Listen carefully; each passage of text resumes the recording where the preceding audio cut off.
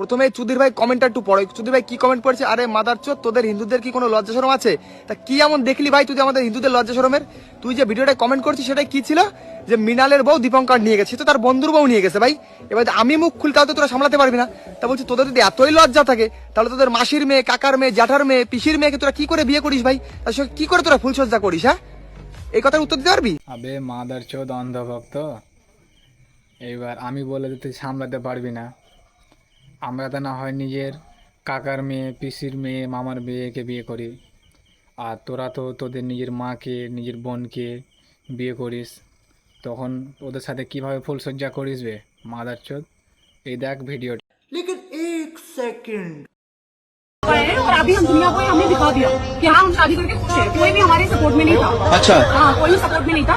मेरा नाम है राहुल अत्री और ये मेरी बहन है नेहा अत्री। हम एक दूसरे से प्रेम करते हैं और शादी भी करना चाहते हैं। मेरे ससुर है, मैं इनकी बहू हूँ, मैं इनके बच्चे की माँ बनने वाली थी, इसलिए हमने जल्दबाजी में शादी कर ली है।